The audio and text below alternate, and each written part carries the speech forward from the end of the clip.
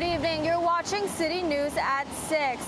We're now on day 2 of the transit strike in Metro Vancouver. Once again, commuters who relied on the bus or C-bus were forced to find alternative modes of transportation. You may expect to see a lot more cars on the road during the evening rush today. A lot more people getting picked up and dropped off in front of SkyTrain stations. I'm at the Commercial Broadway station, also home of the UBC 99 Beeline Loop, the busiest bus route in Metro Vancouver. Those riders are now left stranded. No updates on negotiations Tuesday between Coast Mountain Bus Company and CUPE 4500, the union representing over 180 supervisors. Now, we did, however, hear from the union for around 5,100 bus drivers at CMBC who expressed their solidarity in the strike in a press conference today. Unifor Western Regional Director Gavin McGarrigle says it's been difficult for everyone. Bus drivers, supervisors, and member of the public. He says both TransLink and Coast Mountain Bus Company should be doing more to get a deal sealed. We're putting the blame for this strike squarely where it belongs, on the unaccountable agency TransLink and on Coast Mountain Bus Company. We have bargained with Coast Mountain Bus Company before. We have seen the same games that TransLink has always played going on now. Hiring media spokespeople, blaming the workers, trying to turn passengers against workers, and putting out facts and figures in the media when they know full well that the deal should be done at the bargaining table and not in the media. Now, commuters did seem a bit more prepared today after some were still unaware of the transit strike on Monday. Many of them had to make other arrangements to get to work and get to school today. Kier Junos has more with commuters how they handled their commute. I'm supposed to be in Surrey by at least 8:55 a.m., but I'm still here. I took an Uber and a train and now an Uber. Yeah.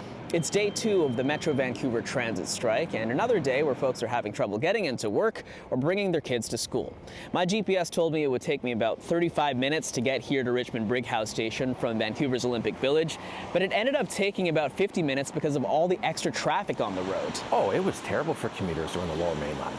There was a combination of problems. There was a collision on the Alex Fraser. There was a crash in the Portman. So I think it's a combination of more cars on the road, plus there was collisions. So this morning it lasted until about 10:30. It was really bad out there. Some of the people I spoke to here told me they were very late for work as they looked up from their phones where they were booking rideshare cars, and some parents told me that they had already planned some carpools for their kids. It's been cost-consuming. Like I have to book a Lyft or an Uber like I'm doing right now. Yeah. And I have to work to save because I have to get to work and all that, so it's stressful. Are you late right now? Yes. At least the train's working, so that's great. But when you have kids, man, it's tough. I see. It's tough. Oh, okay. They're not with you right now. Yeah. But you've been shipping them around? Yeah. I usually use the train, bus, and then without the bus, without the car, you have to go to school.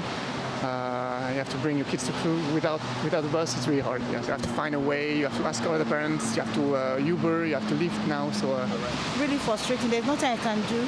I can't change the system, but I really hope things will get better. The union representing Lower Mainland transit supervisors started their 2-day strike on Monday at 3 a.m. after wage negotiations with Coast Mountain Bus Company failed to reach a settlement on the weekend. On Tuesday afternoon, the other union representing bus drivers and other transit operators says they'll be back on the road Wednesday. Bus drivers, C-bus, and maintenance workers are not on strike, and we want to make sure the public knows that as they come back to the system tomorrow. In Richmond, Kier Junos, City News.